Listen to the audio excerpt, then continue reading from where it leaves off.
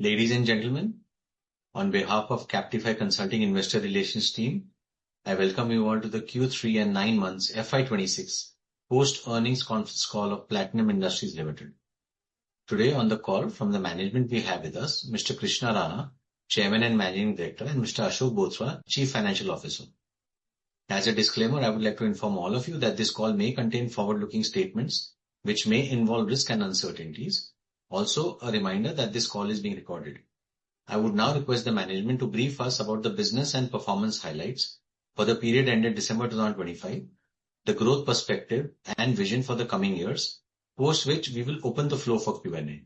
Over to the management team. Thank you so much, Vinay. Good afternoon and thank you for joining us today for Platinum Industries Limited's post-earnings conference call for the third quarter and 9 months of fiscal year 2026. I am Krishna Rana, Chairman and Managing Director, and I am joined by our Chief Financial Officer, Mr. Ashok Bothra, who will provide a detailed overview of our financial performance shortly. First, let me start by expressing my gratitude to our dedicated team, valued partners, and loyal shareholders for their continued support. At Platinum, we remain committed to our core mission of being a leader in manufacturing of PVC and CPVC stabilizers in India, delivering high-quality stabilizers, lubricants, and compounds that drive innovation in the construction, infrastructure, and manufacturing sectors. Turning to our performance, Q3 financial year 2026 reflects a resilience quarter amid a dynamic market environment. We achieved standalone revenue of 102.62 crores, marking a robust 31% year-over-year growth. This strong year-on-year expansion underscores the growing demand of our products, particularly in the PVC pipe and fitting segment, which benefits from India's ongoing infrastructure boom and urbanization trends.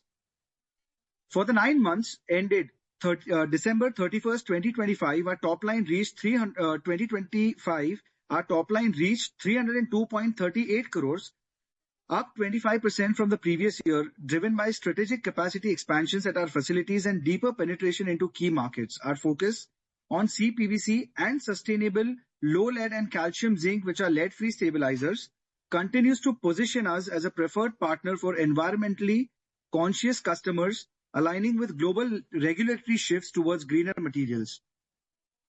On consolidated basis, we achieve a revenue of 104.67 crore, marking a 12% year-over-year growth, and the 9 months ended December 31st, 2025, our top line reached 318.42 crore, up 7.7% from the previous year.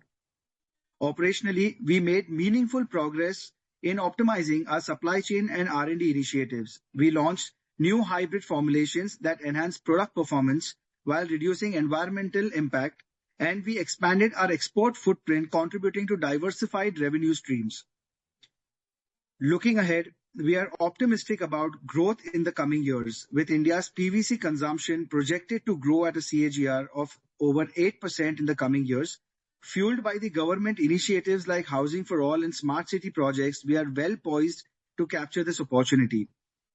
We expect to accelerate our growth trajectory, targeting more than 40% revenue growth in financial year 2027 and a 35% CAGR from financial year 2026 to financial year 2029. This ambitious outlook is driven by a multi-pronged strategy, including the commissioning and ramp-up of our new facility in Egypt, which will unlock high-growth international markets and add cost-efficient capacity. Increase utilization and operational scaling at our new Palghar facility through capacity addition, automation, process optimizations, and efficiency improvements. Deeper market penetration in existing geographies via portfolio expansion and new products. And successful launch and scaling of innovative product lines to broaden our offerings and capture incremental demand. These initiatives combine new capacity, geographic diversification, enhanced utilization, and innovation to sustain high growth momentum while capitalizing on structural tailwinds in our core markets. We plan to invest further in these capacity augmentations and technology upgrades with our strong balance sheet featuring low leverage, providing the flexibility for both organic and inorganic growth. We value your trust and are committed to create long-term shareholder value through innovation, sustainability, and execution excellence. I will now hand over to our CFO, Mr. Ashok Bothra, for a deeper dive into the financials of Platinum Industries. Thank you. Thank you very much.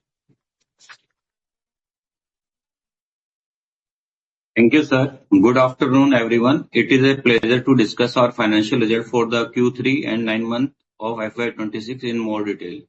Let me begin with key highlights for the quarter ended December 31st, 2025. On standalone basis, revenue came in at 102.62 crore, representing a 31% increase year-on-year basis from 78.47 crore in Q3 FY25, driven by higher volume of CPVC and improved product mix. On sequential basis, this reflects a 6% growth from 96.87 crore in Q2 FY26.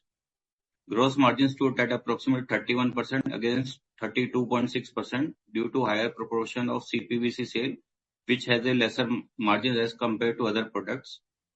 EBITDA for the quarter was 16.25 crore with a margin of 15.8%.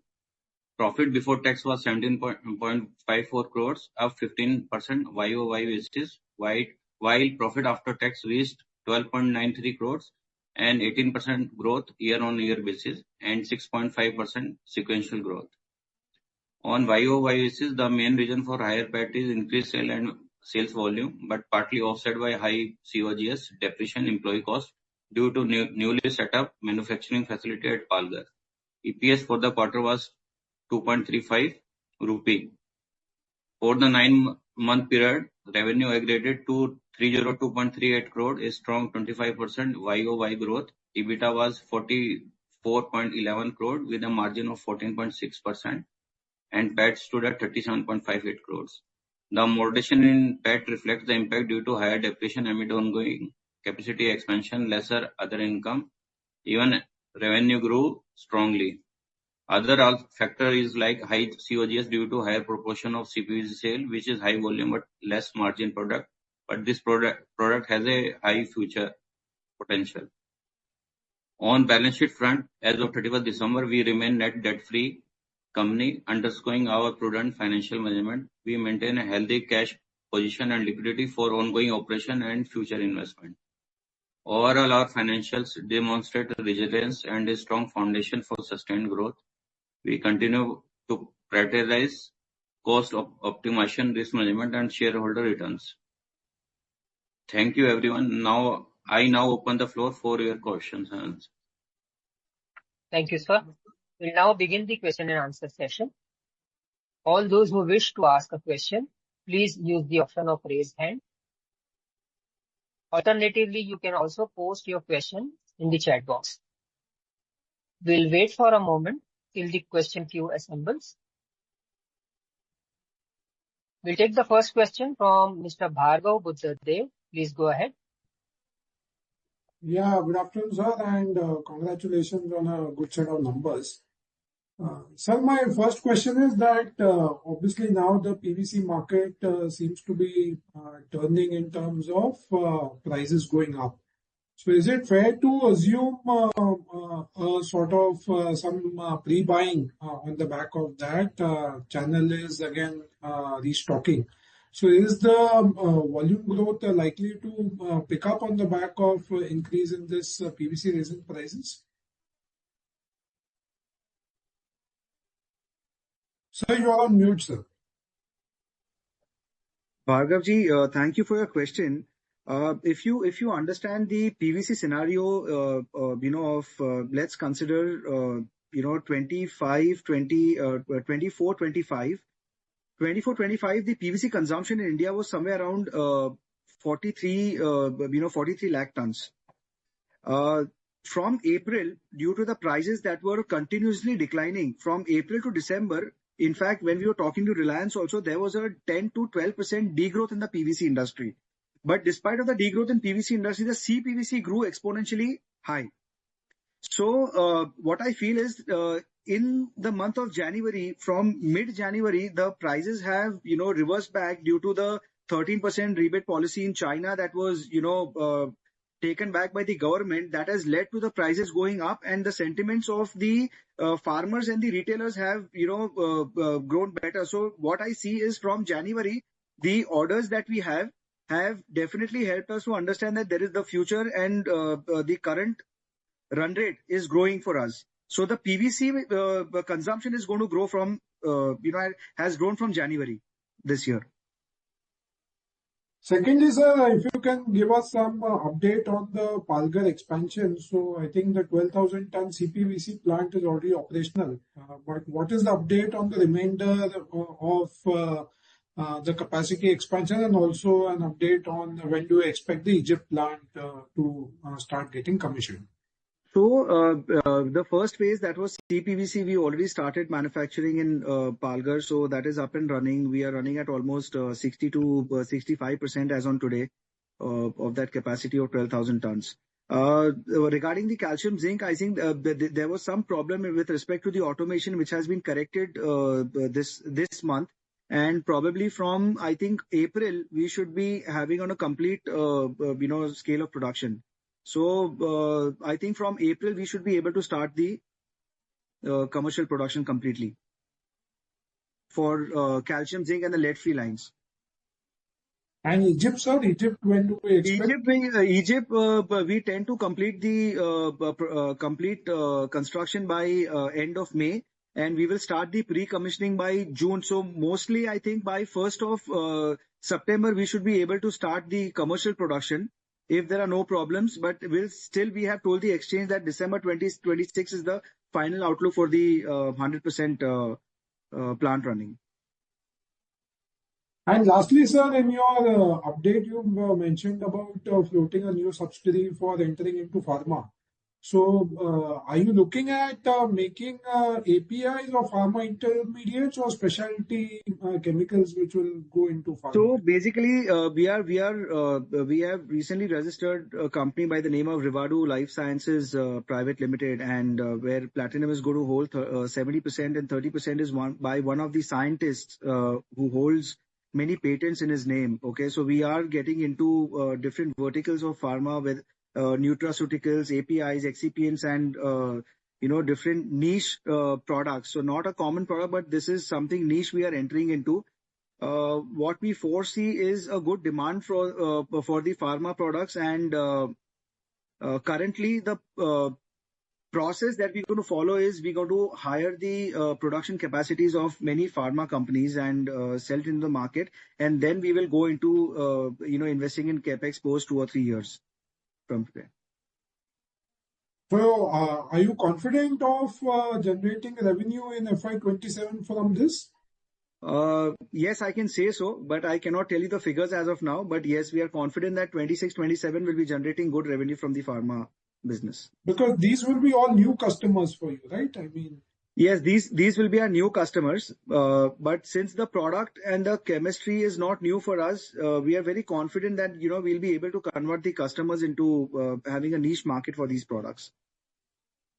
Great, sir. Thank you very much, and all the very best. Thank you, Bhargav. Thank you, Bhargav. We'll take the next question from Yash Jurani. Please go ahead. Am I audible? Yes, Yash. So, sir, I wanted to understand a few things, mainly regarding the value chain. So are the end users, say that the Platinum supplies to being Astral, Prince Pipes or Supreme, are they directly buying PVC compounds from their own tie-ups like Lubrizol or Gold Step and cutting down on middlemen like Platinum? Or like what is the scenario that is currently happening in the value chain? The last I heard was a company like Prince Pipes was in a long-term relationship with Lubrizol to get their own PVC and CPVC compounds. So basically, Yash, Platinum is not acting as a middleman. Okay, number one, we are into hardcore manufacturing.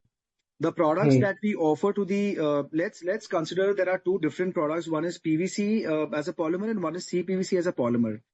Since you took the name of Prince Pipes was earlier using products of Lubrizol. So now they were buying complete compounds. Okay. If you must have analyzed in the past 1 or 2 years, India has come up with a huge capacity of manufacturing CPVC resin.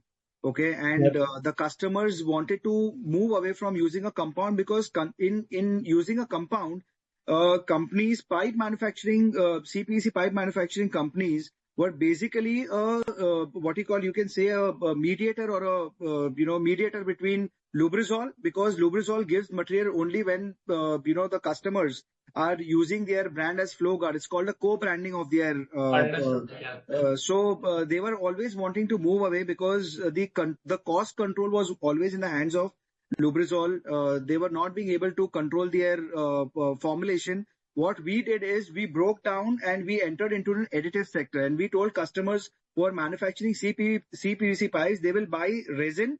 So when you buy a compound from Lubrizol, 75% that compound is dependent on resin, and rest 25% is dependent on 20 to 25% is dependent on additives, different additives. Okay. And what we did is we told the customers that, we have developed an additive which will enhance your, the quality of your pipe, as well as it will give you an edge over controlling your 75 to 80% of the formulation. Means if they buy CPVC resin directly from the suppliers, they have the control of the resin prices. They have various resin manufacturers where they can buy resin from, right? So if someone is giving a product at 100, they can negotiate with somebody at 98 or 99 or, XYZ price. So they have an edge to buy a resin directly. And they buy additives from us, and that is how they make a compound and extrude a pipe. So this is the area where we have entered and supplying additives and not the entire compound. Of course, we are also manufacturing compound for small customers where they require an entire compound and not just additives. But we are there with Supreme Industries, we are with Prince Pipe and Fittings. Understood. So one more thing on the similar line, say one of the PPTs that was uploaded on the exchange saying, I think around November 2024, had few of the management estimates of the revenues. And I think we are a year delayed in terms of the revenue that we were expecting in FY25. Like there was an estimate of around 450 crores.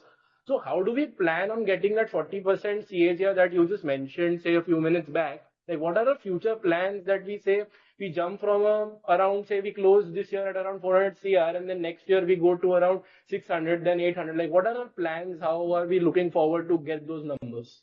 So, if you understand our projections had that, 450 crores will come from the India plant and remaining 100 or 125 odd crores will come from Egypt plant. Unfortunately, the Egypt plant has been delayed by almost 9 to 12 months, and that is where our revenue has been shifted 1 year later. So that's the only gap. Understood. I think that answers my questions. Thank you so much. Yes. We'll take the next question from Raj Shah. Please go ahead. Hello, sir. During the IPO, I think the capacity utilization was around 40%, and currently you said it's 60%. So what is the optimum capacity utilization achieved from our Unit 1? Okay. Raj, we have a different product mix. Okay, like let's talk about stabilizers. Now, when we started in 2016, 2018 when we expanded our capacity, we have two forms. One is powder form and one is solid form. Solid is flakes form. When you make a product in a reactor, okay, it goes on a flaker and it converts into a solid form. And powder is just a blend, and you just pack it. In India, when we started the plant, we were not aware that, whether the customers in India for the lead-free additives will be accepting the powder capacity or they'll be accepting a flakes capacity. But we went with both the capacities so that the customer is having both the options in terms of, having a better processability at their end. So when you talk about flakes, in Unit 1, we were running at 95% of the capacity in flakes, in flakes form. And the Unit 2, the new unit we did, the 100%, almost 80% of the capacity that we expanded is in the solid form, that is in flakes form. So the powder capacity was utilized only 10%. Now today, what we've done is we've done some technology advancement, and we were being successful to launch a lead-free product. There is a pipe manufacturing. When the pipe manufacturer, they have a pipe manufacturing unit as well as a fittings. The fittings are where the pipes are joined with. So we were successful into converting the pipe manufacturers to fitting. Now our powder capacity is running at almost 20-30%, which is continuously increasing. So if you see the product mix, we will be able to answer you in terms of product mix that which product which is the highest sale is running on 90%, lowest sale is running on 10%. To answer in a better way, so what is the revenue potential of our Indian factories? What is the revenue potential of our Indian factories? Ashokji, would you like to answer this question? From new plant, we can generate a maximum sales revenue of around 7 to 750 crores over a period of 3 to 4 years. And from the unit one, That is in PVC. That is in PVC. Only in PVC. In CPVC, it is somewhere around 600 crores. So total 1400 crores, you are telling me. Correct. From unit 2 and from unit 1? From unit 1 and unit 2 both. Okay. So can you give me product-wise revenue bifurcation? Like how much revenue comes from which product? So we will get back to you. You can connect with me offline. We will share with you. Okay. And there's a 40% FY27 projection and 35% CAGR is including pharma business or only PVC? Sir, your voice is not audible. Hello? Raj, you are not audible. Am I audible now? Yes, please. So my question is, this 40% FY27 growth and 35% CAGR for 3 years is including pharma business or it is only PVC? This is other than pharma. This is other than pharma. Yeah. Okay. And sir, recently we issued some shares of Platinum Oleochemicals to external shareholders. So what is the business of Platinum Oleochemicals and what is the reason for issuing shares to external shareholders? So Platinum Oleochemicals, we are investing in oleochemicals derivatives. So we have recently we are researching on these products. Like these are the products which are used for not PVC, not CPVC, but for the entire polyolefin sector. So whether it's HD, LLDP, PET, these oleo-based derivatives are used for also the companies which other companies are manufacturing these products. One is Fine Organics and one is Adani Wilmar. So since 2.5 years, since we have spent heavily on R&D and we were able to launch few products and sell it to the market, we have ventured into Platinum Oleochemicals and we are going with a higher capacity in future to manufacture these oleamide, uracamide and different ester waxes for the entire polyolefins sector.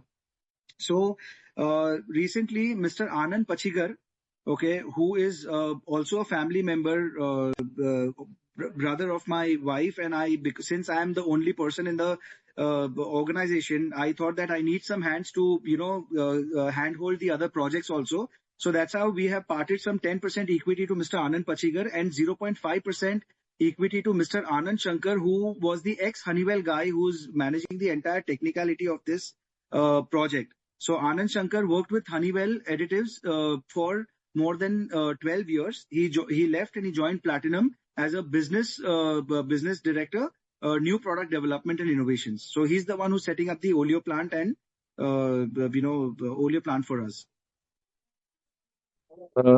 Okay, so can I say there are total 3 businesses? One is PVC, which is established. But second is pharma, in which we are investing. One is PVC. I'll explain you in verticals. One is PVC, one is CPVC, one is oleo, and fourth is the new entrant is the pharma. Yes. So pharma, we are still identifying, which way should we go and how will we plan. So it's still under planning. Okay. And sir, if I see, like our margins are continuously decreasing, like in FY23, it was 23%, FY24 was 23%, FY25, 15%, and now is also 15%. So what is stable state margins? So if you're asking a question that the margins are declining. Yes, correct. Okay.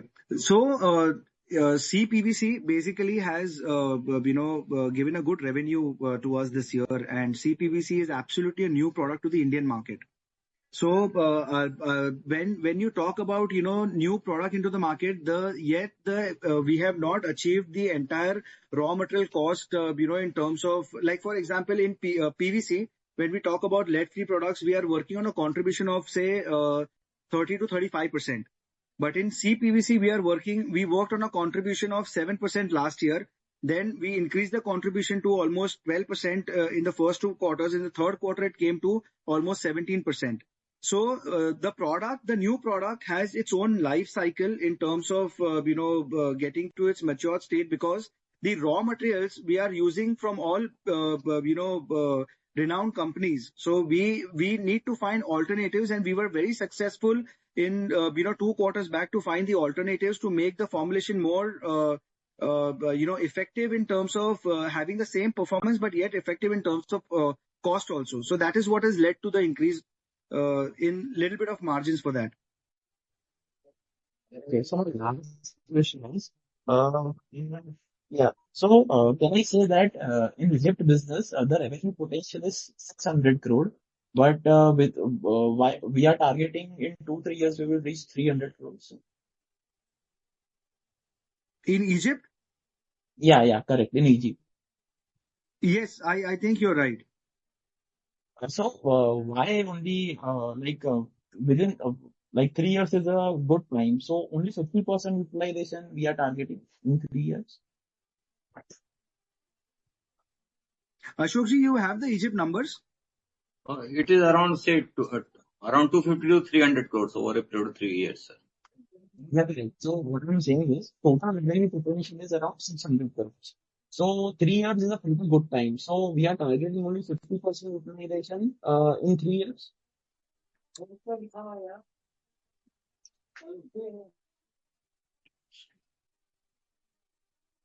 think Raj, you are not clearly audible. Well, I can chat. Okay. We'll take the next question from Kruthar J. Please go ahead.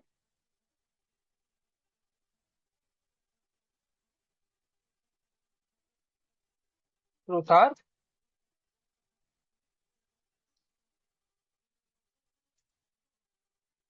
So we'll move on to question from chat. It's from she's asking, can you elaborate your strategy and thought process to go to Egypt? How does it help us in terms of tapping markets, cost benefit analysis?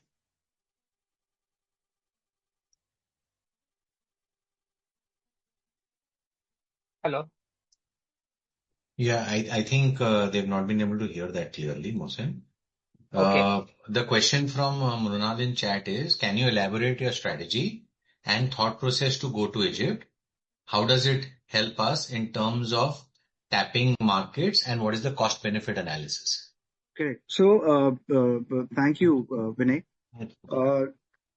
Like Egypt, basically Egypt holds around 20 FTA agreements, right? And if you talk about the strategic location, it's closer to the Western world. 20 FTA agreements means almost 130 countries can import from us duty free. So we have an access to 130 countries, whether it is South of America, whether it's America, quiz industrial zones, Europe, Turkey, Middle East, the entire African market. We have a better edge into getting and penetrating to the markets faster. Talking about the kind of benefits that we have, just giving you a small example that which I always say, that why we went to Egypt was we wanted to cater to a customer in Uzbekistan from India. And we understood that for a 20 feet container, from India to Uzbekistan was somewhere around $5,500 to $6,000 for a 20 feet container. And that's when we realized that, where are they buying from? So they were buying from one of our competitors in Turkey, that is Akdeniz Kimya. And Akdeniz Kimya holds a very, strong market share in the Middle East side. That's what, this is the same thought that led us to think that we should have a plant which is close to the Western world. And that's where we realized that, India and Egypt, they hold a bilateral agreement. And the benefit is that, if we wanted to supply to an Uzbekistan customer from Egypt, it was somewhere around only $450 to $500. So the gap was really big that time. And that's where we decided to put a plant over there. The benefits of putting a plant over there is like, the electricity cost, which is the biggest benefit. We have a plant in Maharashtra where the per unit cost of electricity is somewhere around 14.5 to 15 rupees per unit. But if you go to Egypt, it's 2.93 rupees, 3 rupees per unit.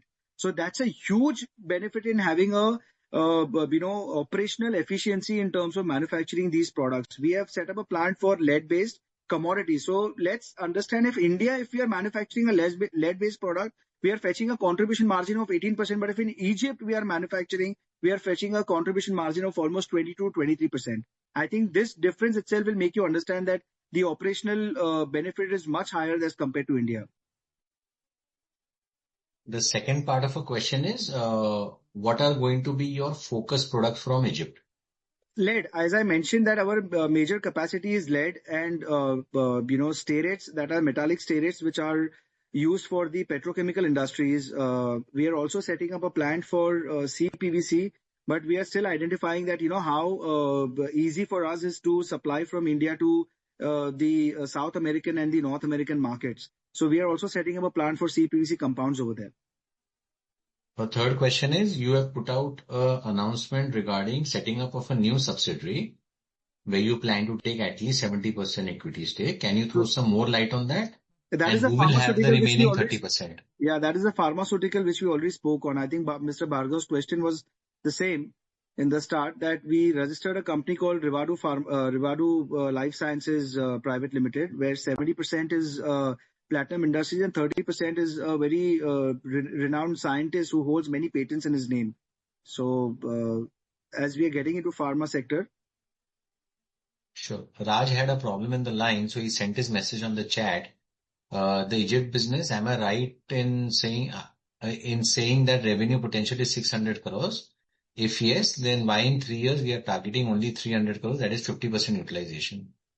Yeah, because it's a new plant, it's a new geographical location for us. Initially it takes time to build up the capacities and, build up the sales also. So I think every company or manufacturing company has its own cycle. Like in India, when we started, we had, it took us almost 4.5 years to reach cross 40%, 50%, capacity, what we had installed. So I think the company has its own life cycle. We'll take the next question from Yash Jurani. Yash, you can go ahead, please. Hi, sir. I just wanted to confirm few things again. You just said that in the Egypt plant, you are focusing on a lead-based capacity majorly for the petrochem sector. Can you describe? Not for petrochem, there are many products. Lead stabilizers. Then there are products which we are going to manufacture for the petrochemical companies, which are stearates, metallic stearates. So when we say look at the overall industry, companies are more focused on moving away from lead-based or lead products. And we are trying to set up a factory where our majorly products will be on the lead-based side. So how does that add up? I want to understand what your thoughts are on that. So the market area from Egypt that we are going to cater to is Africa, Middle East, Turkey, Russia, America. Of course, for American markets, we are mainly focusing on CPVC, and we will be having a very small, little capacity for calcium zinc for the transparent application for the American markets. So why lead more is because the demand and the notifications have not come globally for in countries in African region that they have to stop the usage of lead. In Russia, it is not there. In Saudi Arabia and Middle East, it's not there. So say tomorrow, say in 24 hours or in 36 hours, everybody says that, tomorrow we'll stop lead. Our machines are going to be the same. We just have to have a cleaning of the machine, make it more potent, and then start manufacturing calcium zinc on that. Understood. Understood. Yeah. Thank you. Thank you. There's again a question in chat from Krutarth. Hello, sir. Congratulations on great set of number. 2 questions. First, any scope of margin expansion after commencement of operations in Egypt? And the second question is, any future plans on inorganic growth through acquisitions? Regarding first question, the margin expansion, yes, we are expecting a margin expansion in Egypt with the lead products. As I explained you earlier that, in India, due to the operational efficiency over there, we see that the margin expansion is quite visible for us. Secondly, the second question was with respect to Vinay. Just a second. With respect to any future plans on inorganic growth through acquisitions? Yes, we might eye acquisitions as and when we want to grow. So probably our major focus is mainly on the current capacity to be filled in. And of course, acquisition is a way to grow the company also. In future, we definitely have it in mind.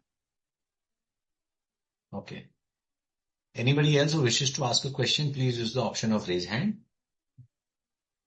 There is a question in chat from Ashish Barod.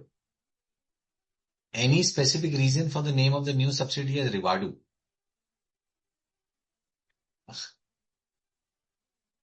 Sorry? Any specific name for the name of the new subsidiary as Rivadu? The question is why Rivadu? What is the meaning of Rivadu? This...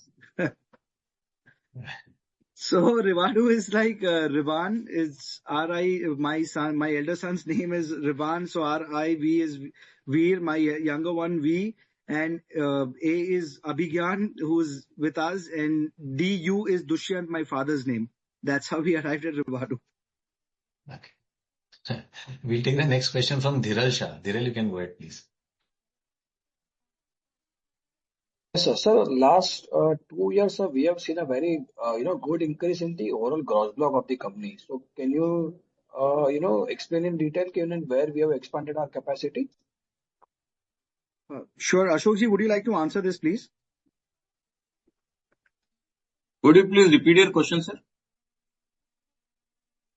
Sir, in last 2 to 3 years, we have seen a very good, capex, and that is why our gross block have also expanded in last 2-3 years. So if you can explain, where we have expanded our capacity, in which product categories?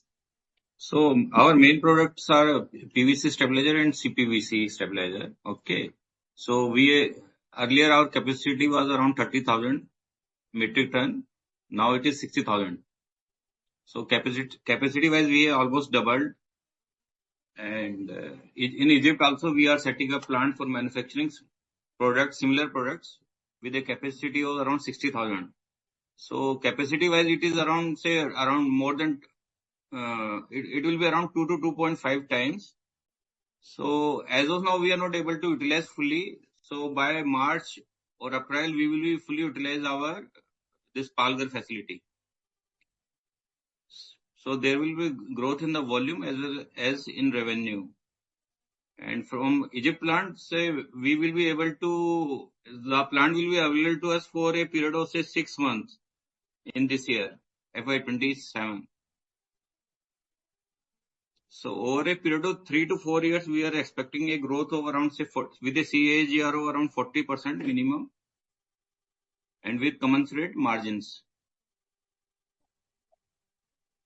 Okay, and sir, if you can bifurcate how much of the percentage of revenue coming from PVC stabilizer and how much is from CPVC stabilizer, and in Egypt where we have, increasing our capacity or putting up a 60,000 ton capacity, is it purely a PVC, capacity over there? So roughly, if you ask me,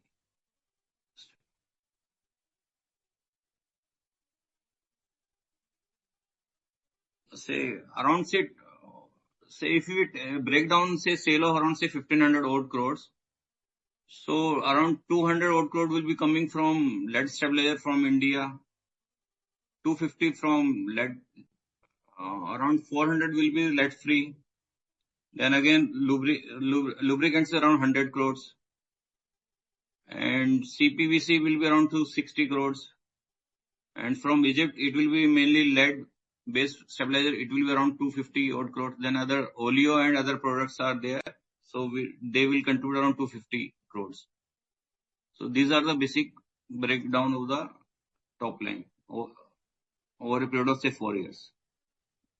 So for oleo, sir, how much of the capacity or what is the capex that we have done for this particular segment? So This will be. we have not done any capex for the oleo. We have just invested heavily in the R&D in terms of research and development in past 2 years. Today, what we are doing is we are for the oleo business, we are going through a CDMO process, and we are getting it made from different companies based on our research and development. The quality of our product depends on us, and we're going to do a seed marketing for at least 1 year. And basis on that, I think by next year we plan to invest in a 40,000 tons of capacity for the oleamides itself and the derivatives. And what will be the capex requirement for the same, sir? So the capex for the oleochemicals would be somewhere around 150 to 200 crores. And how we are looking to fund this capex? So through a debt route, or it depends at that time. What is the situation? Maybe we do it with an internal accrual or through a debt route, or maybe raise some equity. Okay, and sir, when you are going to start your Egypt capacity, let's say from maybe September or maybe Q3 onwards, what kind of margins we are expecting in this segment? As you mentioned, there is a high amount of operational efficiency because of the lower power cost and maybe lower freight cost. But what will be the overall margins that we are looking to generate in this region? So at a optimum, at an optimized level, I feel that somewhere in lead, if as I explained earlier, that in India we are somewhere in 18 to 19% of contribution margins in lead. It's a highly commodity product, but in Egypt it should be somewhere around 23 to 24% of contribution margins. So this will be EBITDA margin, sir, 23 to 24%. These are contribution gross margins. But on the EBITDA side, how much it would be generating, sir? On EBITDA, I think on EBITDA it would be generating somewhere around, because this will be, we are starting only lead. So it's a total 60,000 tons of capacity. Lead is around 30,000 tons. Lubricants is somewhere around 5,000 tons, 15,000 tons, 12,000 tons is around stearates, and around 20,000 tons is CPVC. So when you talk about only lead, I think I don't think I'll be able to justify this, but it would be somewhere around 12 to 13%. So I'm asking on the overall basis, sir. Once this maybe 60,000 ton capacity. Ashokji, you have the futuristic projections. If you can just guide them the 3-year scenario from today. If I can say. So we'll avoid giving any specific annual numbers. We'll give a broad guidance. Okay. So broad guidance is 12 to 13% EBITDA margin from the Egypt segment. Correct. Initially, but I feel that it will go up to 15-16%. So initially, for first few years, it will be first 2 or 3 years, it will be around 12 to 13% on lead products. So now when the PVC prices have started moving up, so do you feel that maybe going ahead, let's say in FY27, India PVC business will give us the good margins? Because if I look at your 24-23 numbers where margins were about 20%, and now it has came down to 15%. So do you feel that kind of margins are achievable once again? So the margins are. I think the projections that we have shown also it is somewhere for the entire portfolio we have shown that 11 to 12% is going to be our PAT margins, right? So somewhere I think 15, 16, 17% is what we'll be able to maintain it with the product mix. Okay, and so just last one question, sir. If I ask, in the December quarter, we have seen a 1% reduction in the promoter stake. So any particular reason for that? We had sold somewhere around 430,000 shares, in the market, because there were some personal loans which I had to get rid of. So this is what led. I had just sold around 4 lakh, 0.87%. So any future, stake sale kind of a thing, or maybe this is what we have. Not planned anything in the short run at all. Nothing planned. Okay, so no further stake sale or maybe no selling of shares. Okay. Thank you so much, sir. That's it from me. Thank you, Dhiral. Since we have a hard stop, we would like to request the management to give in their closing comments. Would you like to give in your closing comments, Krishna? No, thank you. Thank you so much. It was really a pleasure meeting all of you, and we just wish for all of your prayers for Platinum Industries. Thank you. Thank you to all the participants for joining on the call, and thank you to the management team. This brings us to the end of today's conference.